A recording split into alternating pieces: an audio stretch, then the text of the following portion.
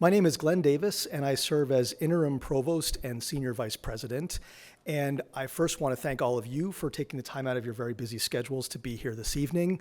It is my great pleasure to be able to welcome Colin Woodard here to BGSU tonight. Colin Woodard is a New York Times bestselling author, historian, and award-winning journalist. He is the author of several acclaimed books, including the one behind us here, American Character, A History of the Epic Struggle Between Individual Liberty and the Common Good, which examines the ongoing tension between individual rights and the collective well-being throughout American history. Woodard's work has appeared in major publications like the New York Times, The Economist, and the Smithsonian Magazine, and he has also contributed to documentaries on the Discovery Network and the History Channel. As the director of the Nationhood Lab at the Pell Center, Woodard focuses on American democracy and the stability of the Federation. He continues to be a prominent voice in helping us understand how America's past shapes its present and its future. BGSU is honored to have Colin Woodard here joining us tonight as we continue our mission to be a public university for the public good. So please join me in welcoming Colin Woodard to the stage. Thank you.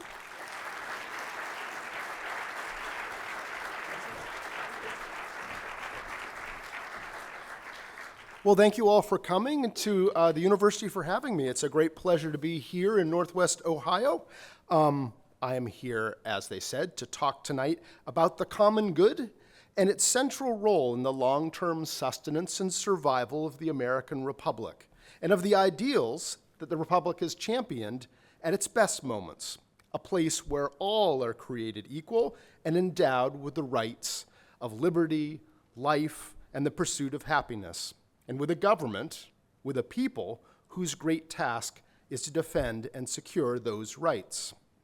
What I'm going to say tonight is mostly from American Character, a book that was written in 2015 and published in the midst of the 2016 primary election season, when the conventional wisdom in the political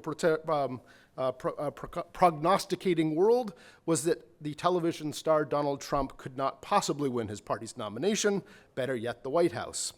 But the book warned at that time that the Republic could fail, that our liberal democracy could perish from the earth if American thinkers, leaders, and voters failed to restore the balance between the two essential aspects of a free society, individual liberty and the common good.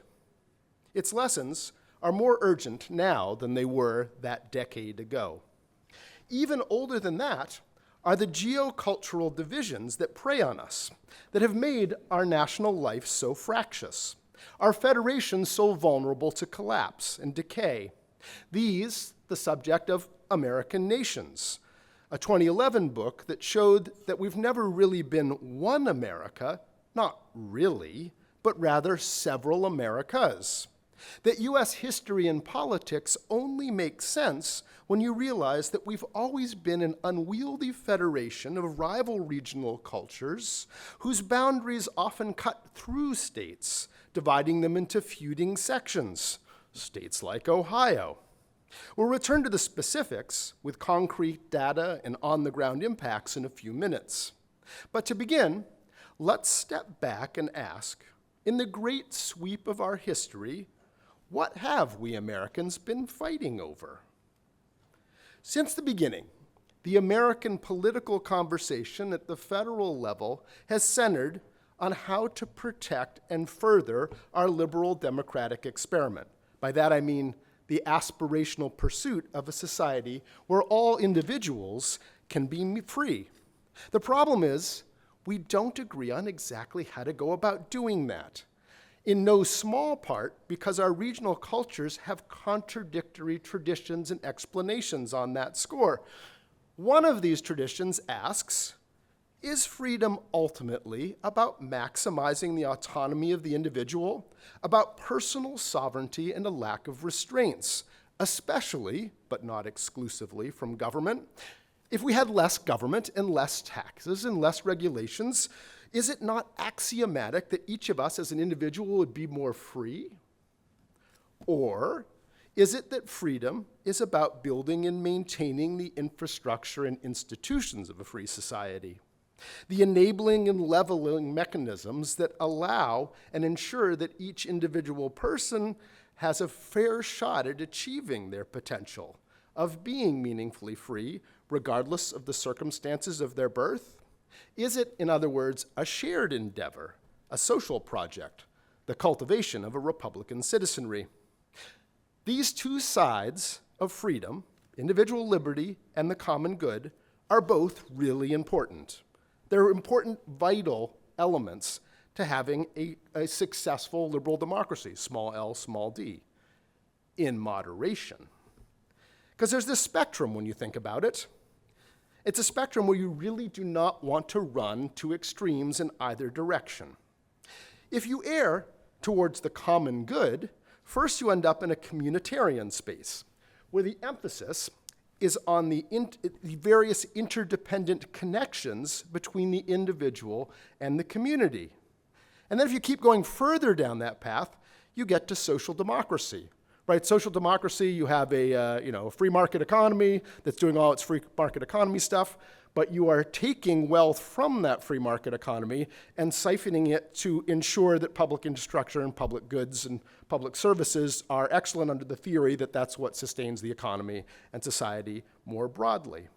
And then if you keep on going, you end up in socialism, which is sometimes confused in American parlance with social democracy. With socialism, you're starting to work in an area where the economy is actually controlled to one degree or another by the state. You have a state-owned electric company or a phone company, or all the restaurants are state-owned. And eventually, as you keep going down that area, you end up in orthodox socialism or communism, where you actually have a situation where the state controls absolutely everything. And you can, according to various theories, eventually end up in some kind of nirvana, the nirvana of communism, where the state will wither away because all of us individuals will become new men in capitals.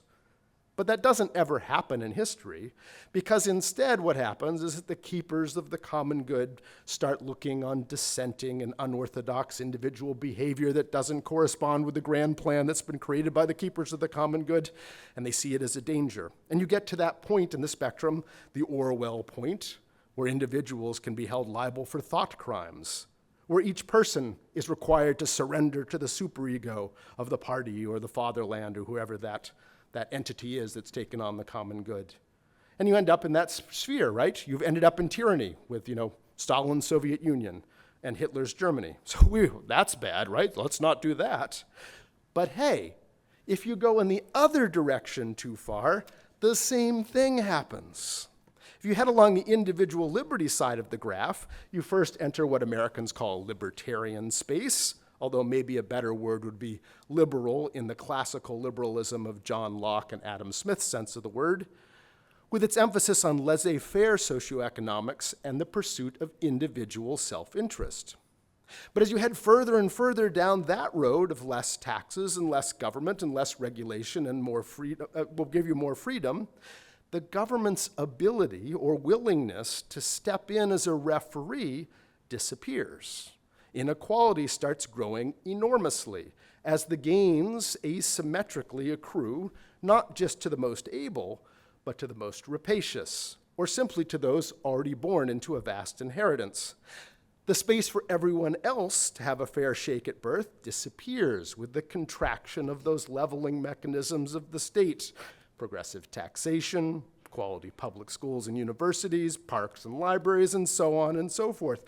History shows us time and time again the consummate rise of ideologies start coming up as you go further down that spectrum in order to justify the growing chasm, like social Darwinism, that the rich deserve more freedom because they are more virtuous, that the poor deserve less because of moral and possibly genetic shortcomings.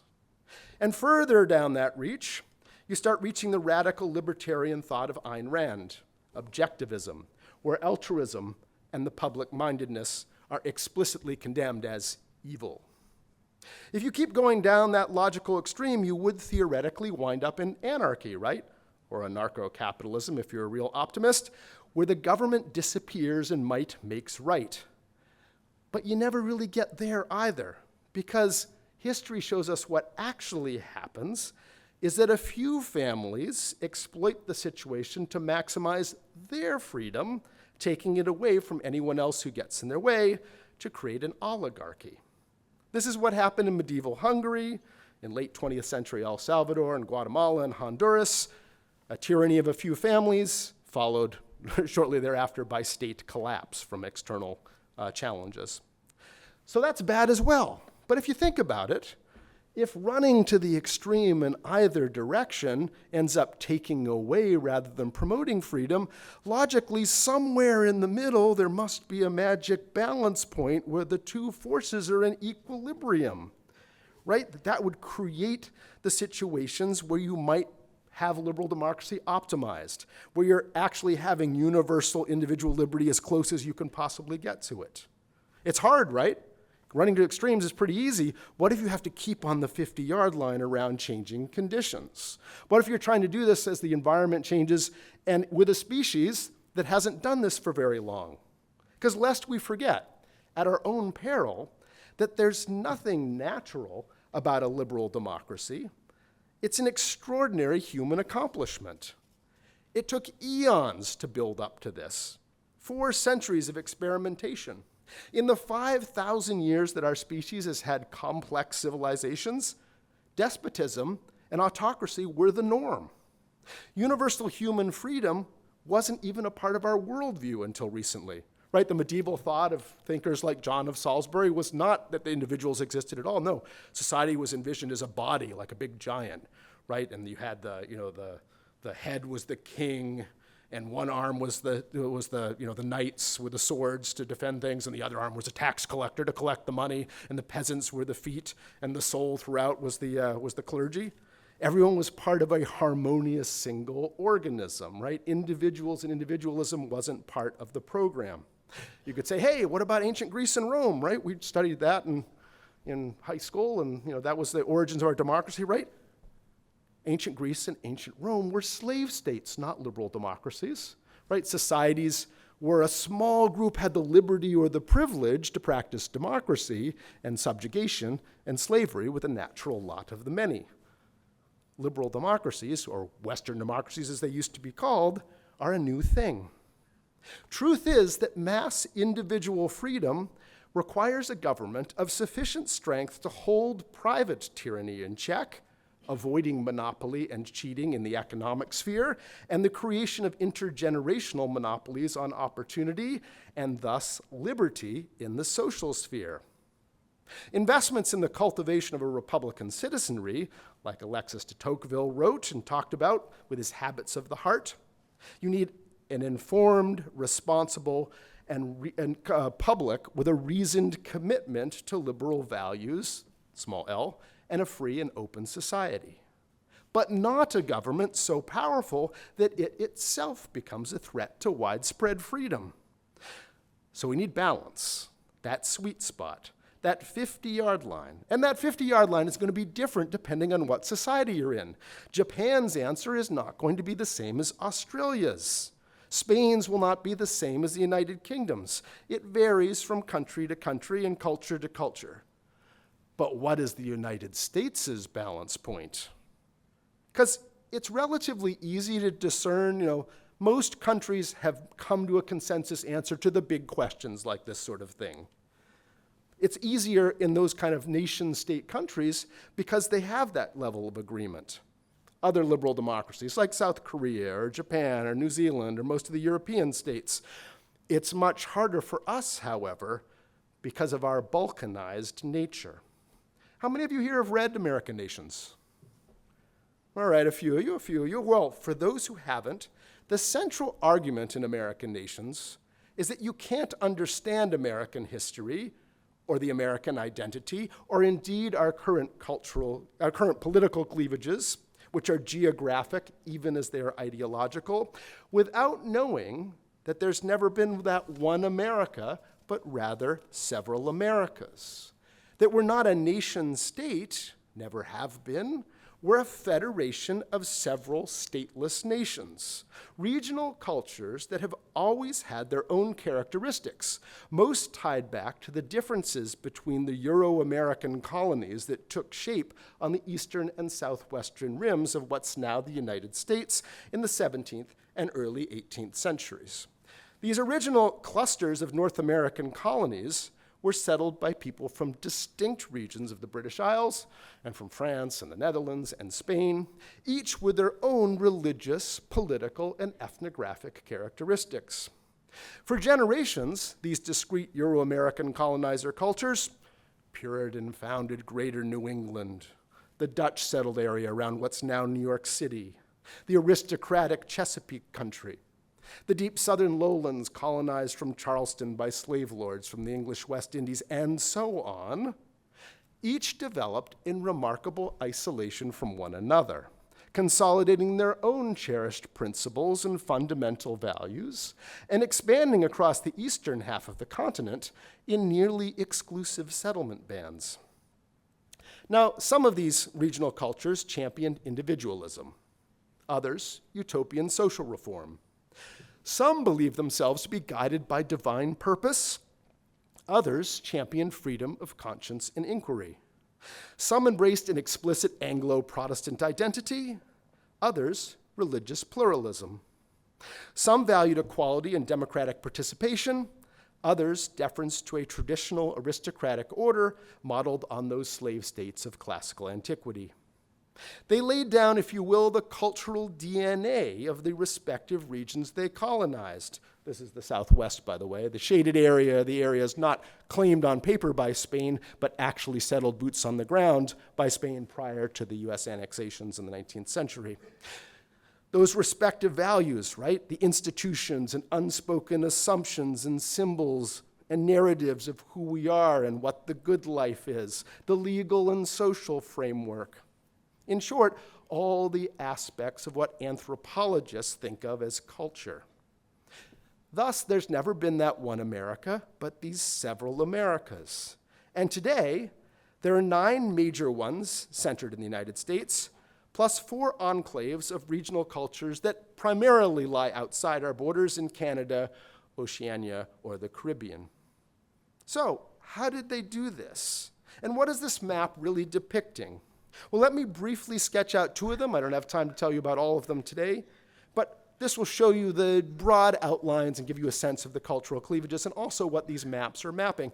Let's start with Yankeedom, right? Here's a culture that was founded on the shores of Massachusetts Bay in the 1630s by the Puritans, right? A bunch of radical Calvinists who thought they were creating a new Zion. And from the outset, it's emphasized perfecting earthly society through social engineering, individual self-denial for the common good, and the aggressive assimilation of outsiders. It's a culture that's prized education, intellectual achievement, and community rather than individual empowerment, and a broad citizen participation in politics and government, the latter seen as the public shield against the machinations of grasping aristocrats and other would-be tyrants, like strong county government. They go pretty far. Now, the map is showing this culture started in Massachusetts Bay, right, with the Winthrop fleet coming in 1630, landing in Massachusetts Bay, forming their settlements. And these are people, right, who thought that they were in a, Old Testament-style covenant with God, like the ancient Hebrews. God had chosen them to do things in the New England wilderness, tasked them with a mission, and they were going to go do it as a group. And they would be punished or rewarded as a group, so it really mattered that all individuals in the group don't mess it up for everybody, right? Individual freedom not as important as the survival of this great mission, right? Yankees are always about mission. They arrived there, and they quickly absorbed and annexed the old colony of the Pilgrims on Cape Cod, from the Mayflower fame, and then pulled in and annexed by force after the English Civil War the weird royalist settlements that had taken hold on what's now the coast of Maine, the old province of Maine. They pulled in and effectively annexed the Connecticut colony that had been a splinter of them, and New Hampshire. And then, when the Dutch, who'd settled the area, like I said, around New York City by then, when the Dutch were defeated in an Anglo-Dutch war in the 1670s, suddenly the old colony of New Netherland became New York. And when that happened, suddenly there was a big dispute. Because New York was going to be a royal colony. It was named for the king's brother, the Duke of York. But Massachusetts raised their hand and said, no. A great swath of that belongs to us. Well, why did the Commonwealth of Massachusetts say that? Well, remember back to your history books in high school or middle school, you'd often have the maps of the 13 colonies. And the 13 colonies would kind of look like the 13 states today, except a lot of them would have these weird strips, like, as wide as the colony going all the way to the Pacific Ocean. Like here's North Carolina all the way to the Pacific, and here's Virginia all the way. Why was that? Because their land titles, nobody knew where the next ocean was. They were just settling along this area, and the king had often said, hey, here's your land title. This colony starts at that willow tree and ends at that rock and goes to the next ocean. And they didn't realize how far the Pacific Ocean was turned out to be, but that's what legally the paper said. They owned that strip. So Massachusetts said, when the Dutch were defeated, hey, we own a Massachusettsian-wide strip of upstate New York, including millions and millions of acres. It should be ours. Well, they lost the battle, right, because the Duke of York's the king's brother. The disputed land would all become the proprietary colony of the Royal Colony of New York. But by way of compensation, the Commonwealth of Massachusetts received land title to all the disputed land. Millions of acres of upstate New York were settled by land companies chosen by the Commonwealth of Massachusetts. And typically these land settlement companies would be led by a congregational Presbyterian minister leading his flock of people who all knew each other from one community in family groups, and going from New England and deploying New England-style villages with their town greens and their meeting houses and so on and so forth, all across that stretch of upstate New York. Which is why if you go into the older town, the middle of towns in that whole stretch of upstate New York, they kind of look like New England villages, because that's who settled them and set out the institutions. Fast forward to the creation of the Northwest Territory and the Ohio Territory, and the same thing happened again. Right? What's that blue thing up there, up against Lake Erie around Cleveland? The Western Reserve, right? The Western Reserve of Connecticut. Because Connecticut had a Connecticutian-wide claim that ran across that strip. They actually stopped short of the swamp here in Toledo. Maybe they should have pushed farther, but they demanded the Western Reserve, and they got it. Federal government said, no, this really is going to be part of the state of Ohio for sovereignty purposes, but Connecticut, you can settle it. So that part of Ohio was settled by Connecticuters, and only that part of Ohio, because other parts of Ohio were settled in the Virginia Military District and by other people entirely.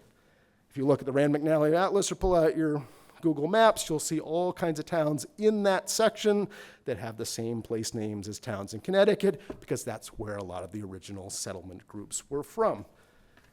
Fast forward another generation to the creation of the Michigan Territory. It was a huge lumber area. Who settled it first? Well, the lumbering in the 19th century was done by the people who pioneered the techniques of industrial lumbering in the 19th century in northern Maine. Tons and tons of northern Mainers coming from Bangor settled the interior, and then the towns and the power structure, the people who would sit in the territorial legislature and the Constitutional Convention to write the first Michigan state constitution, and 5 of the 6 original territorial and state governors were all from the Yankee settled Western Reserve of Ohio, the Yankee settled upstate of New York, or New England itself. In other words, they're bringing their institutions and their assumptions and planting them in the landscape early on. Ditto for Wisconsin a generation later, and Minnesota, and so on. So that's what the map is showing you, just the rival settlement streams and the institutions they laid behind their wake. By contrast, just to give you a yin and yang, a good common good versus individual liberty yin-yang. Let's do Greater Appalachia as the other one, the fire engine red one. That's a region that started in the upper right corner there in southwestern Pennsylvania. That's the settlement hearth, if you will. Why is it there? Because the Midlands, the third part of Ohio, for those looking at the Ohio map, the tripartite settlement of Ohio, the Midlands were settled by Quakers, English Quakers, William Penn, so on. Unlike the Calvinists in New England who thought that humans are depraved and you got to keep track of them, the Quakers basically say, hey, humans are pretty good. They got an inner light. We'll be open. We'll be open to immigration of all sorts of people of different religions and ethnographies. Come on by at a time when the other colonies were very restrictive.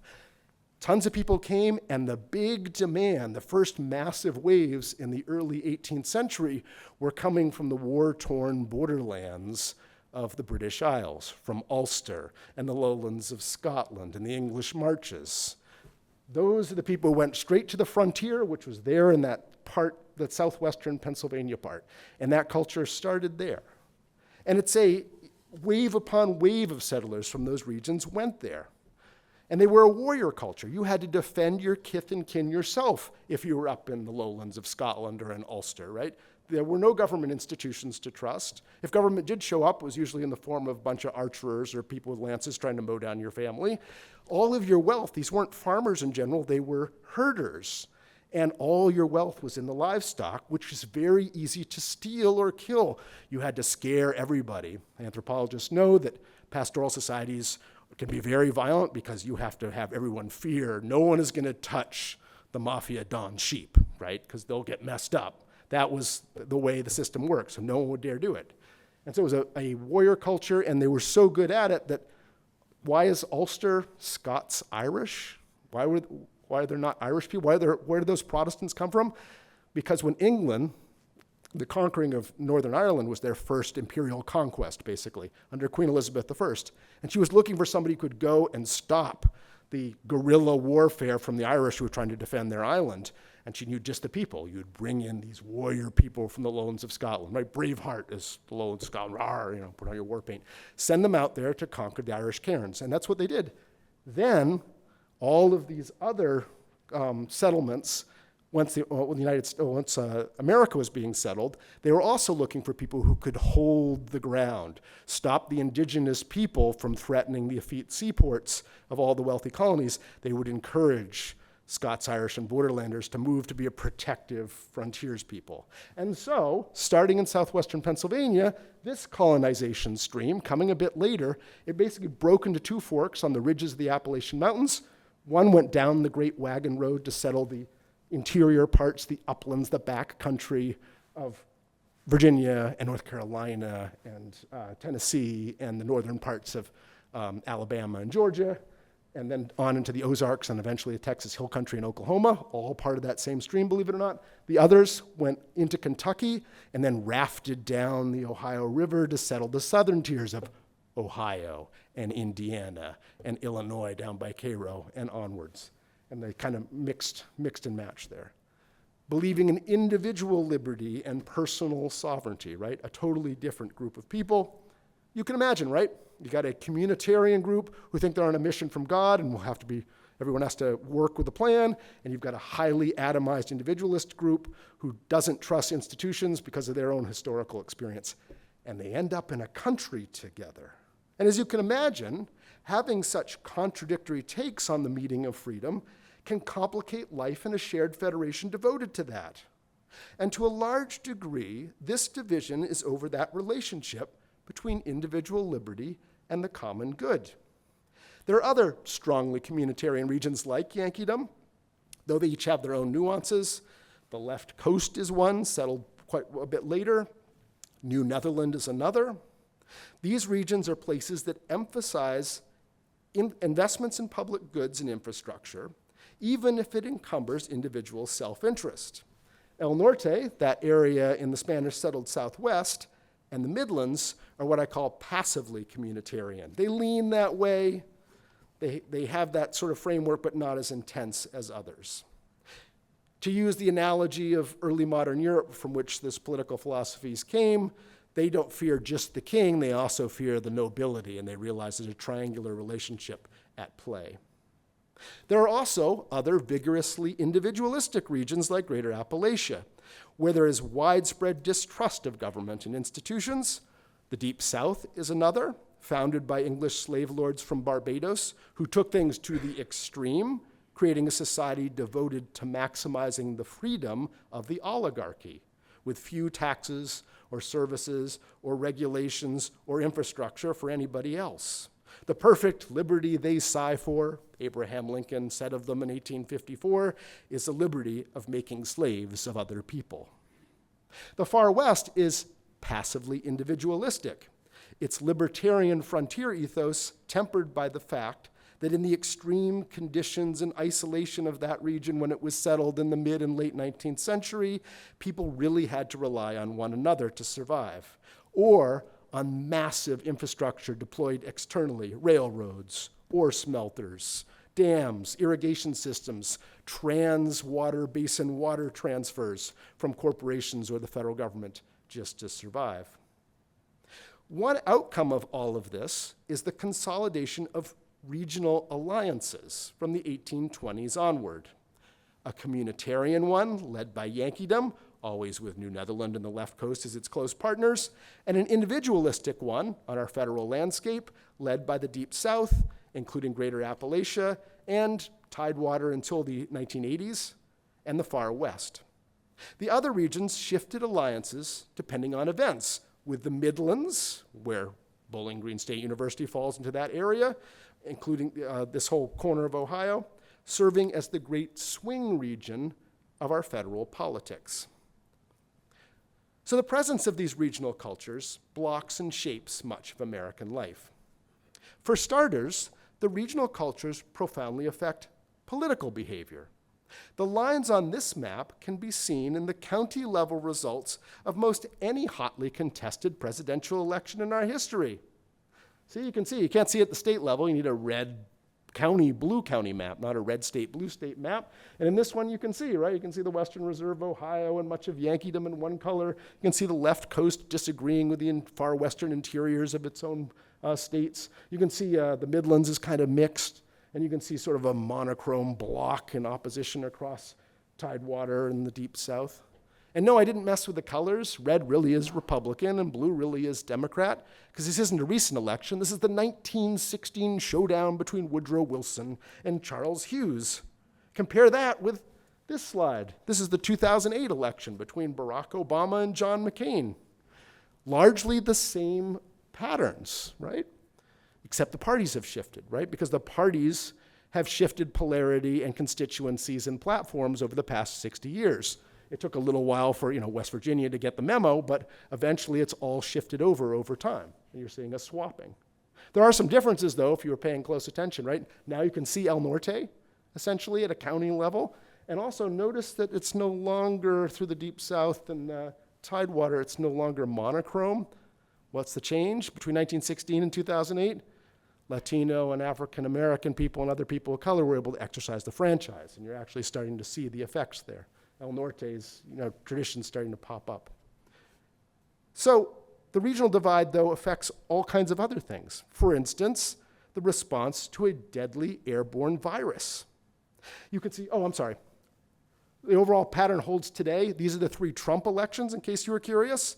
In all of them, you can see 2016, 2020, 2024, small variations, but nobody's switching sides particularly. If you look at the numbers, they haven't changed that much.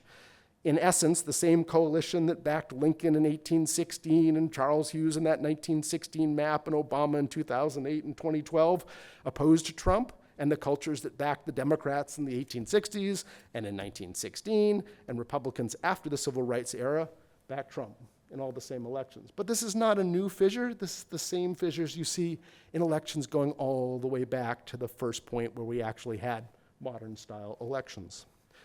But the regional divide, like I said, also can affect how you respond to a public health crisis. You can see here how the individual liberty nations hobbled the United States' response to the COVID-19 pandemic, resisting mask wearing and vaccines. Vaccine uptake is shown here on this map by my Project Nationhood Lab by regional culture. As of August 15th, 2021, these are the per capita rates. Why did we choose that date? That was a time when vaccines had been fully available. Everybody could have gotten them for many, many weeks. If you weren't vaccinated yet, you just weren't making that a priority or didn't want to. At that time, some of these communitarian nations, like Yankeedom, had vaccination rates double that of the Deep South. And these, not unrelated, are the per capita COVID-19 deaths by county at the end of that same Delta variant-plagued summer from the New York Times. My academic partners, we have academic partnerships in public health with researchers at the University of Illinois Chicago and the Health Partners Institute over in Minneapolis. One of the things we did is we calculated the final COVID-19 official death tallies from the CDC. They decided that February 23rd, 2023 was the end and stopped the count. At that point, the Deep South had lost 505 people per 100,000 to COVID-19. That's almost 250,000 dead in that region alone. And it's 2.5 times the proportion who died in the left coast per capita, 195 per 100,000, and 5 times the rate in Hawaii, part of the greater Polynesia space, which was able to largely seal itself off because of its location and provides a control sample of what might have been possible with sort of total lockdown. You see these regional divides, though, not just in COVID-19, but in the prevalence of all sorts of diseases. This is diabetes prevalence per county from CDC data, as we processed in my team and those academic collaborators I mentioned.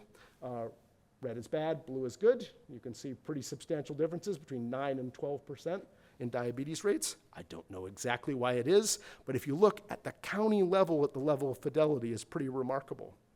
And this is obesity. These maps, by the way, do come from Nationhood Lab, the project that I founded at the Pell Center for International Relations and Public Policy at Salve Regina University in Newport, which studies these problems of United States nationhood and works to solve them. This is life expectancy from a project, a post we ended up putting into Politico in 2023 and ended up being one of their largest and most read story of the year because we found 3 to 5 year population level differences in life expectancy in the large regions, which might not sound like a lot, but that's the gap, that's comparable to the gap separating the United States from Bulgaria, Libya, and the Philippines, respectively. And the gaps did not go away when we parsed by race, urbanity or ruralness, impoverishment of the county, education levels in the county, or access to quality healthcare metrics. This is FICO credit scores by county. Blue is bad, gold is good. Now think about that. There are a lot of incredibly rich counties in that blue blob and a lot of very, very poor ones in the gold one, like Washington County in easternmost Maine, the state I'm from, which has the lowest per capita income in the entire Northeast of any county out there. Why is that? I don't know, but the pattern's recognizable, and somebody from that field might want to dive into it a bit. Little appreciated is how much the incidence of gun violence, like so many salient issues in American life, varies by region. Here, again using CDC data, we map the per capita rate for gun deaths by county between 2010 and 2020 cumulative. The Deep South's annual per capita rate of 15.6 per 100,000 residents is about double that of Yankeedom, and about 4 times that of New Netherland, which again is the area around New York City, the most densely populated and diverse part of the entire continent, whose rate of 3.8 per 100,000 isn't much higher than Switzerland's. The gaps, by the way, persist or grow wider if you look at just urban counties compared to each other, or just rural ones, or just homicides, or just suicides, or just white victims, or just black victims.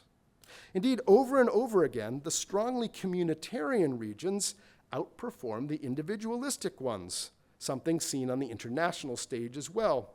In addition to being less healthy, safe, long-lived, and creditworthy, we found they did worse in per capita sleep disturbances, disability rates, preventable dental problems, arthritis, metrics of community resilience. And setting aside the individual communitarian lens for a moment, the regions diverge in other ways as well.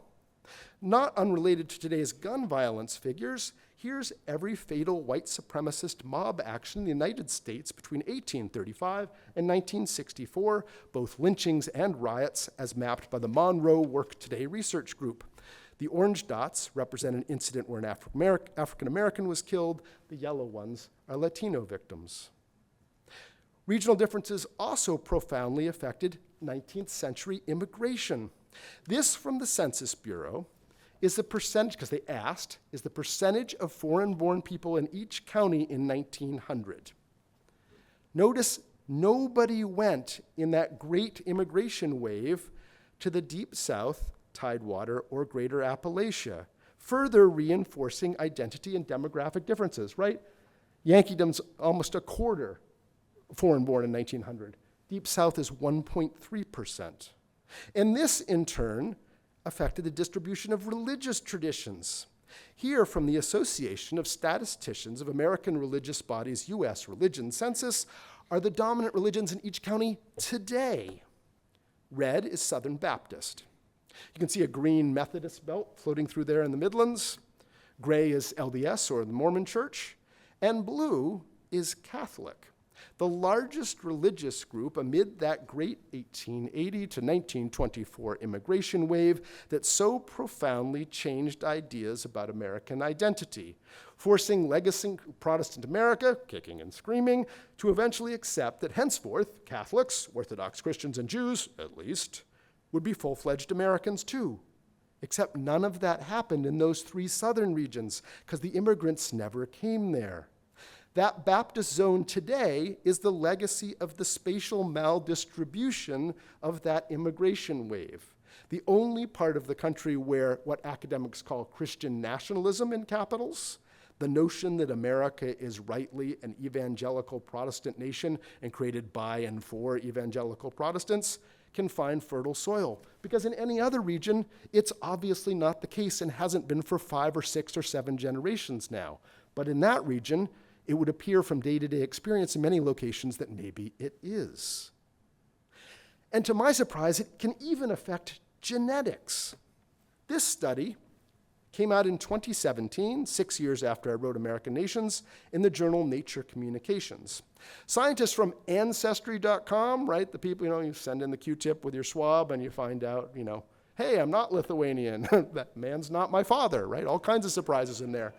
If you also checked the box that said, yes, you can use this for research, Ancestry took your, they took your genome and sequenced your entire genome, and then they took the other 660,000 people who checked yes on the box, and they had a supercomputer just look at all the genomes and grab any one that was more related than it ought to be of unrelated people.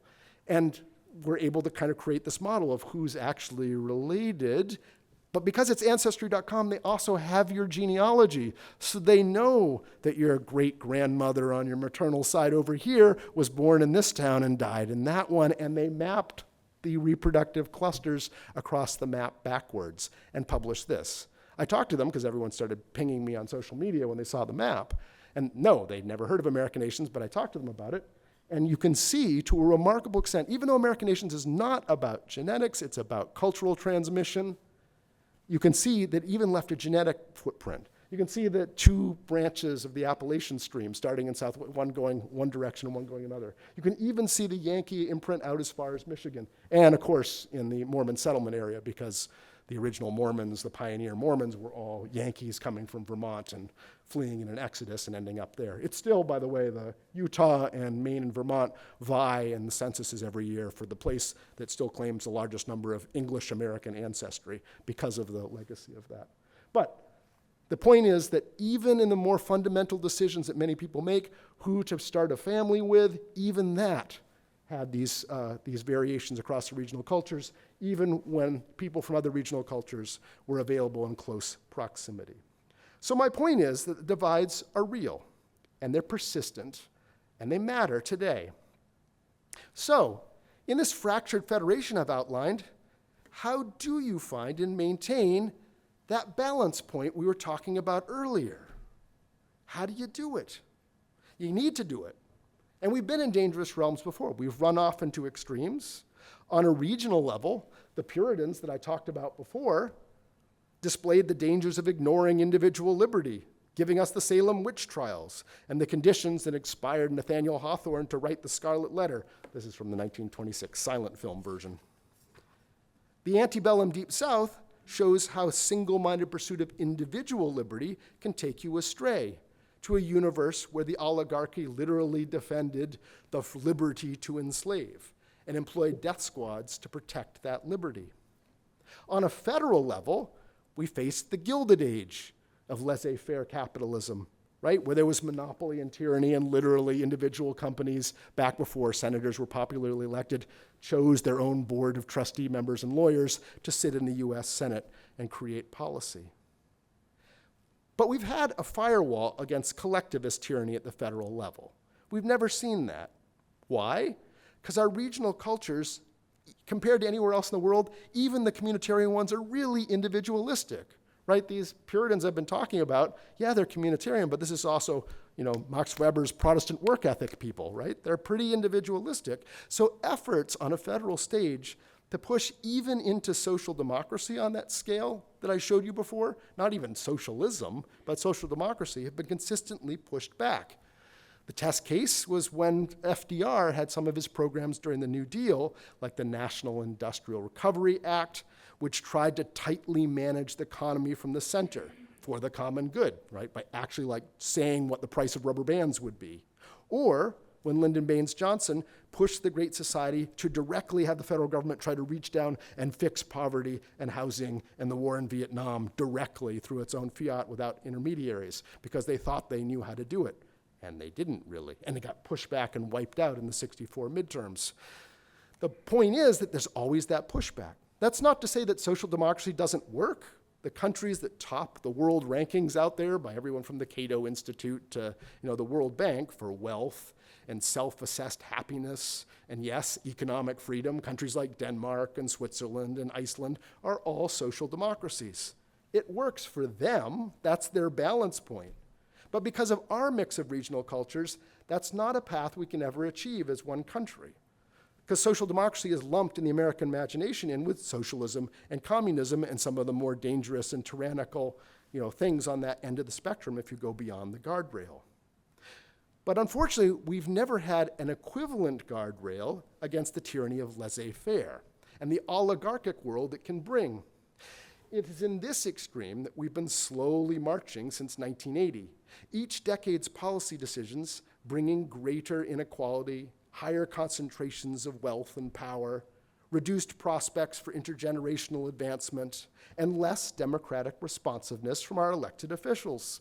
It's brought us to a near worldwide economic meltdown 16 years ago and a clear destabilization of our civic and economic and political realms. It opened a window, as it has to so many other societies before us, to extremists.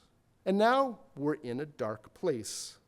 The political battle now is no longer over the best way to achieve the American experiment, to secure those promises in the Declaration of Independence, but rather whether or not we'll continue to have a democracy at all. A man who encouraged and aided a violent coup attempt 4 years ago and faced dozens of criminal indictments for doing so has been returned to the most powerful office in the country, despite his public pledges on the campaign trail to imprison his political opponents, to pardon convicted insurrectionists en masse, to purge the civil service and FBI and senior military leadership, and to use active duty military troops to suppress dissent.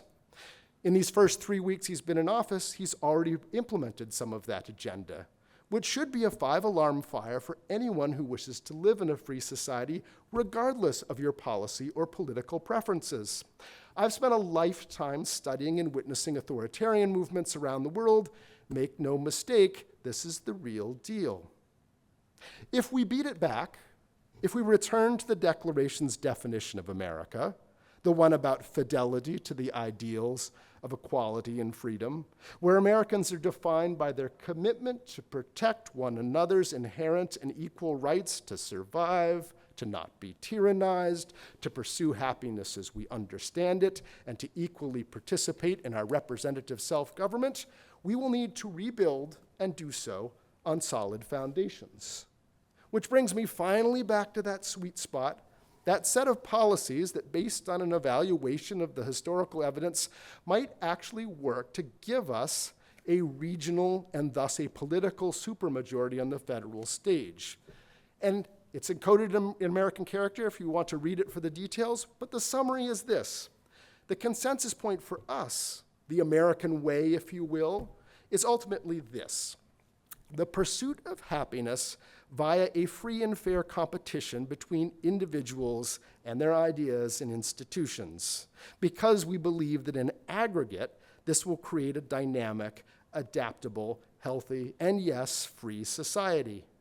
But with an important qualification. Americans want that competition to be free and fair, that people can't cheat, either via monopolistic or parasitic behavior, and that the government is strong enough to regulate and make sure that that behavior doesn't happen.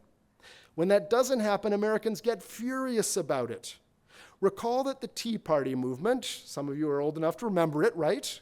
That really kicked off not when that guy on CNBC went talking on the Chicago Mercantile Exchange. It kicked off shortly thereafter when AIG, remember the giant global reinsurer who helped bring down the global economy through the creation and maintenance of the subprime mortgages? Word got out to the public that the bailout of AIG, that AIG was going to get bailed out with our money, including paying the multi-million-dollar bonuses of the individual executives who'd been involved. The fury of that ignited the Tea Party.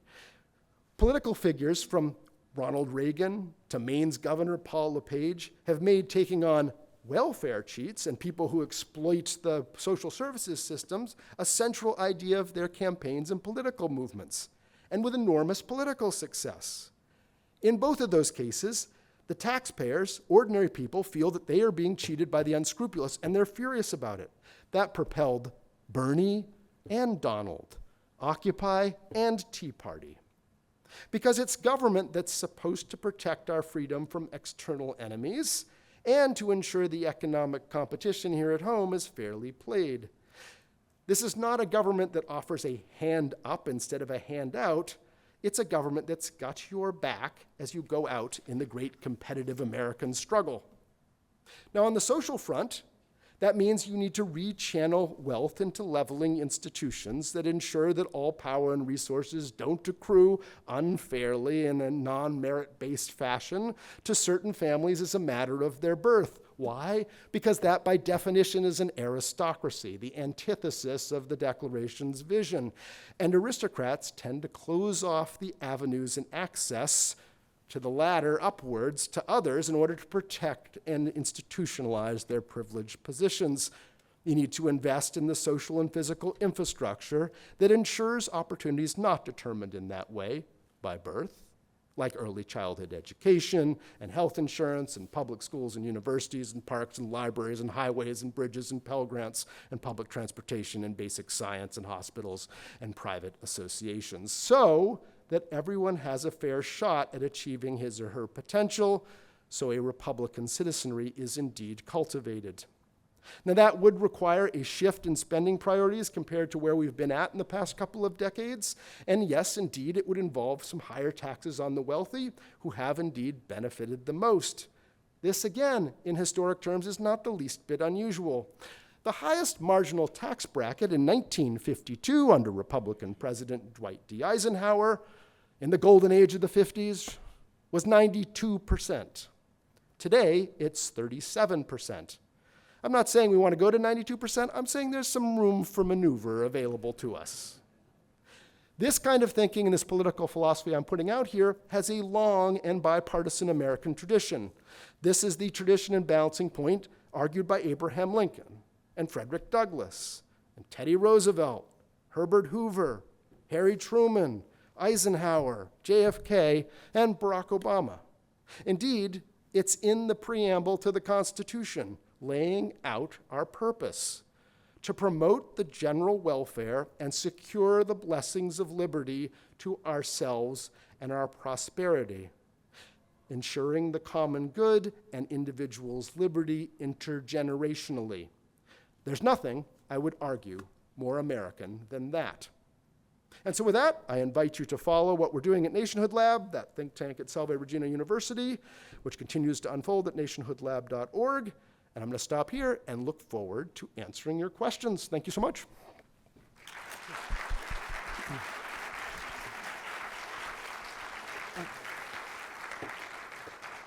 Thank you so much, Colin. Appreciate the talk. We have time for questions. So does anybody have a question for Colin Woodard? I'm happy to run it. Don't be shy. Yes. My question is, what would be your advice to moderate politicians right now? Yeah. What is the way in the 21st century to put forward this idea of, common liberty and collective good and individual liberty? Yeah. How do you translate that in a way that 21st century American voters, how can you make that resonate with them? Yeah, I mean, some of this is the art of persuasion and ideas. Rhetoric gets a bad word, but that's the technical term for it. You need to link the fact that the policies, the common good policies you're arguing for, the purpose of them is to ensure that we live in a free society. That's ultimately argument. Freedom depends on this. Individual freedom and liberty depend on this. And that's never the way the linkages are created. And it's true. So linking those together, the reason that I want policy X is it will enable people to be able to achieve their freedom and their possibilities of existing. If you don't do it, it'll lead towards tyranny and aristocracy. That's your essential template and game plan to explain it to the American people because, like I said, both left and right have been fueled by the anger at the fact that the country hasn't been serving most people, right? We all know that. Why has it not been serving most people? That part is not fully understood as well as it should be, and also how you would fix it and get around it. And that should be your template. If you're a moderate, you're person X, not belonging to either party, who just wants to figure out a way to make the country work, that should be your template. Does it further the promise in the Declaration via securing that 50-yard line, blessings of liberty, to try to create a society where people can be as maximally but sustainably intergenerationally free? If it does it, great. That should be your policy. If it doesn't, well, maybe you need to tinker on it before you roll it out. So that would be my argument, and it's a powerful counter to the argument, which we know is erroneous, that simply, yes, if you had less regulation and less government and less taxes, if you're incredibly highly taxed and incredibly highly regulated, yeah, I guess you would be more free, but we have gone, compared to any other country in the world, pretty far down that road. And guess what? You get diminishing returns, and then you start getting the returns in the other direction. We've got a long way to tack back in the other direction before we have to start worrying about that end of things. And making that clear to people, the goal is freedom and the achievements in the Declaration. That's your guiding star. That's if we have, in civic, they talk about civic religions or civil religions, like the holy script of all is the Declaration. That's our opening statement as a people. That's our purpose and mission statement. The Constitution came later just as a compromise business plan to try to execute it.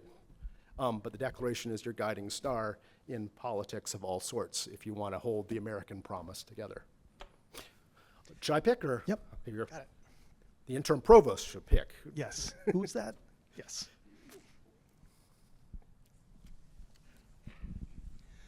I've enjoyed your presentation very much. However, we live in a world now where 3 people have as much wealth as the bottom half of our society, and they control media, and they have so much control over what we hear. How do we get back the discussion where people are considered? Yeah, the hour is rather late. I've been talking about this stuff since 2016, and the hour's gotten later and later. Did Twitter even exist in 2016? Maybe barely, but yeah, we live in a world where the concentration of power, including the power over our media apparatus, our most elite and well-researched, I'm from a newspaper background, right? Our most elite and resourced news media organizations, most of them are controlled by a billionaire. The billionaire decides it's in their interest to, shut down your newspaper's editorial boards or start interfering in what happens within the newsroom, which you're not supposed to do. You're interfering with the mission of journalism in a democratic society. No one can stop you, right? And that's happening to a lot of institutions, and our public square now is inside social media, which is not a public square, but a privatized zone served by algorithms, and as Elon Musk has demonstrated with Twitter, where certain speech will be suppressed completely and other speech amplified for political purposes, not based on merit of argument. Or Facebook, for a long time, 7, 8, 9 years, they suppress links to actual news articles, right? They don't want, if I put a link to a news article I write in a post and put it out there, and then put exactly the same post and say, see link in the first comment and put the comment there, the latter one gets 100 times the traffic, even though I push them out at the same moment because the first one's suppressed. So yeah, those are all bad things, and it makes it much harder to protect the liberal democratic experiment. So we should have done that earlier, but it's not too late. It's just people need to wake up and realize what's going on and guide us back towards that purpose of the country. So we can do it because most people, we've done polling, right? We've been talking in my project about what is the unifying story for the country at this time where the question is whether we're going to pursue democracy at all is at question. We've been talking about how do you message the ideas in the Declaration as a purpose of the United States. And we've been polling it, qualitative groups, quantitative, national polling and stuff. What became very clear very quickly and early on as we polled people is that the Declaration is hardwired into many people's heads. If you just ask them an open-ended question, hey, what's the purpose of the country? People from all sorts of walks of life, education levels, races, regions, just start quoting basically their understanding of the Declaration's values. Huge number of them. So it's the building block we have. It's just making the linkages. This is what we're supposed to be about. This doesn't get you there. That does. So we should have started earlier, but we don't have any other option but to redouble the struggle now that it should be clearer to people what's at stake. Other questions? Yes, over there.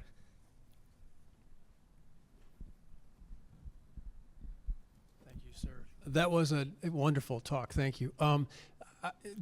This is more about your presentation than the present day, but you went through a whole bunch of different variables, I guess, and how they related, I don't know how to articulate it, across the country along those paths that you The described. spatial patterns can be seen over and over again in a different sphere. Yeah. Right. So on all of those, do you have a sense of what was first and what follows? For example, when you got to the genetics path, I thought, but is that the underlying factor that drives everything else on those same patterns? Can you speak to that at Yeah, all? I don't think the genetics do. What I Well, find interesting whatever. about the genetics is that, so it's cultural transmission, right? The people and bloodlines don't matter.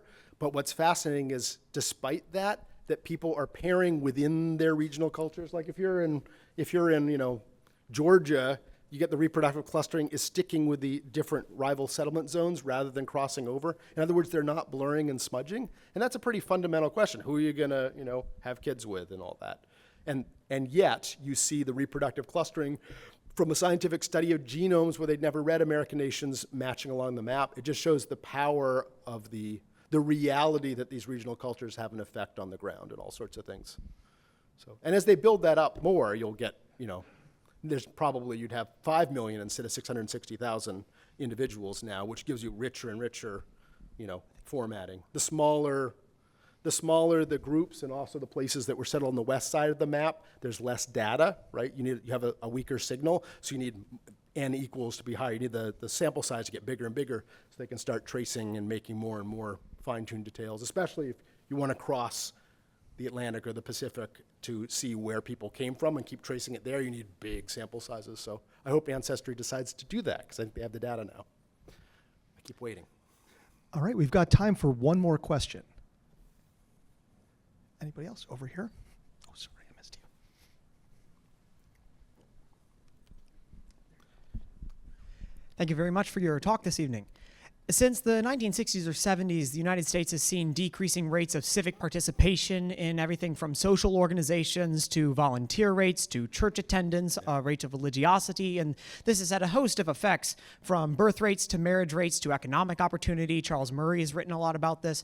So I'm curious if you could expound a bit on what you think that decreasing participation in civic society is playing into some of the issues that you brought up here. Yeah, the bowling alone problem, right? Bob Putman. Yes, as sociologists and others look at our rates of civic participation in Tocqueville was talking about the little platoons, the little civil societies that Americans were amazing because they didn't just have the government and the people. People were like always creating member clubs, bowling clubs and farm clubs and political clubs, and that those different things were the glue that made democracy work because it fostered and trained people to be good citizens and also empowered them and created all these different levels of government.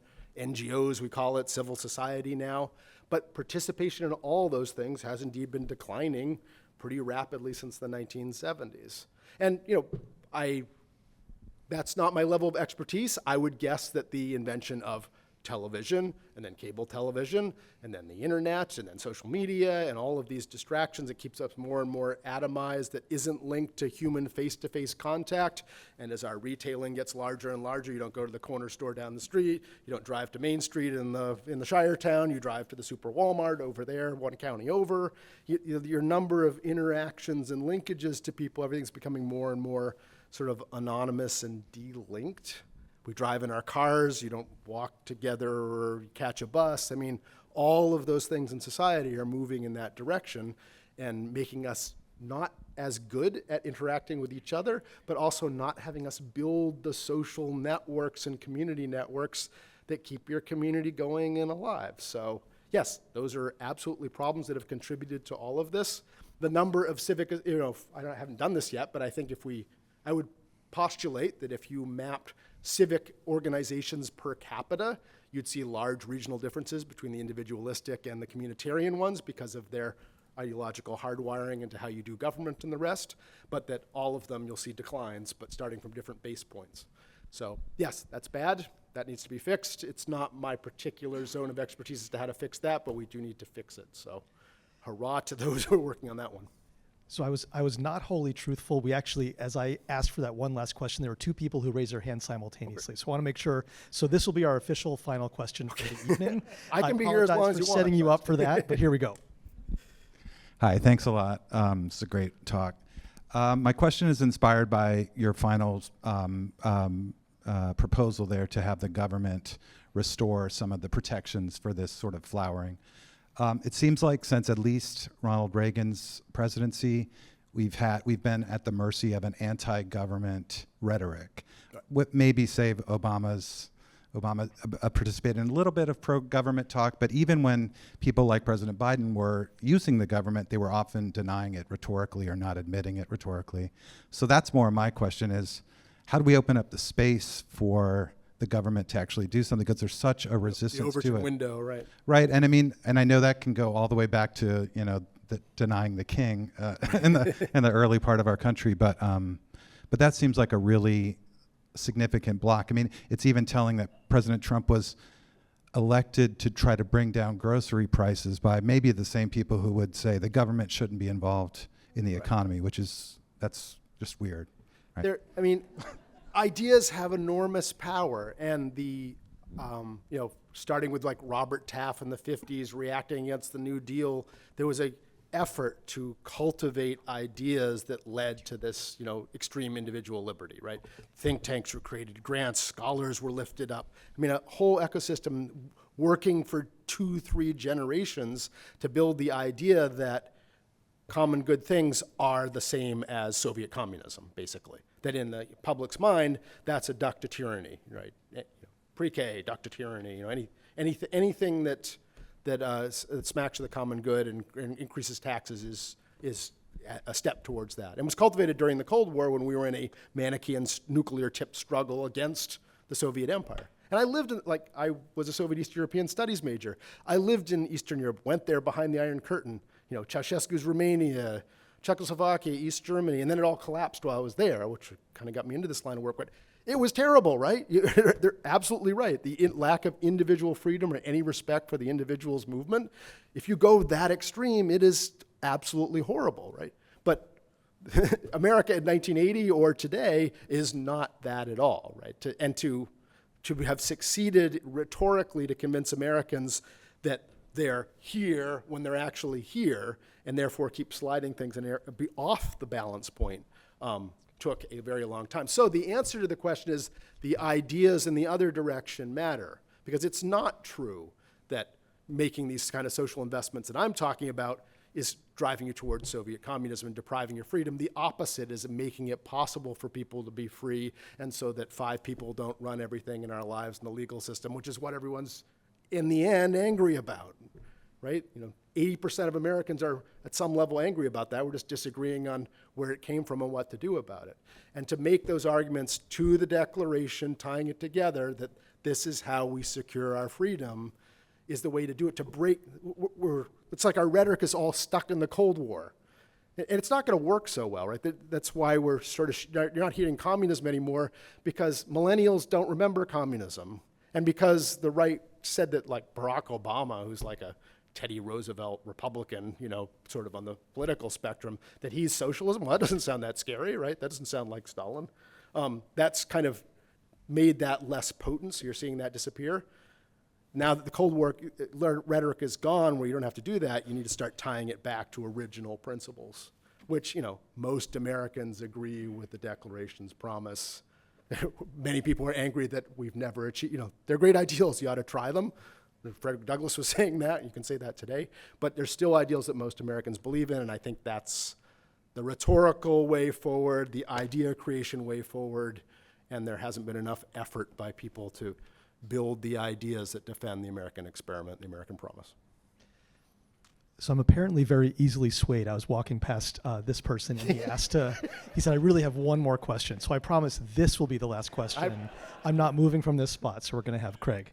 Yes, the photographer has a question. Excellent. Could you please Breaking the fourth wall, right? Could you please talk about your ability and your colleagues' ability moving forward to continue to do your research and what that might mean given the fact that even your current research could become fiction and not fact? And moving forward, again, concerns you have with being able to continue to do this and provide accurate information? Yeah, you mean to have the freedom to be able to still do this kind of work? I mean, I won't lie to you that I see more than a zero possibility that, it'll be impossible to do these things, but I think probably we will, and we're certainly going to press on until somebody seeks to stop us. If we get up in that situation, we're all in trouble. We might be headed that direction, but you don't surrender in advance and you push forward on it. And again, because most people, and our polling and our numbers, we actually tested this, most people do really believe in this set of ideals. That's a very powerful thing to have, especially when, the things that are taking place and are going to unfold in the coming months are going to totally upend the economy and security and everything for people, and there will be a casting about as to what the solution is. And that's the moment to step in, especially when, 2026 is the 250th anniversary of the country and the Declaration of Independence, like teeing up the conversation to have. So we've geared everything to be able to stand forward and help, Americans and other cooperative institutions do that. We're tiny, but we're trying to be a force multiplier by giving our ideas to everybody, including institutions that, are charged with doing this kind of stuff. Every state has a 250th anniversary commission at the state level to decide how to commemorate it. Here's how to talk about the Declaration and America's purpose. Here you go. If you want to, try to interlink with each one of those, and other institutions working in all different spheres, from the League of Women Voters on through. So we'll just keep plugging away as best we can. All right. Well, thank you so much for sharing your really timely ideas for tonight.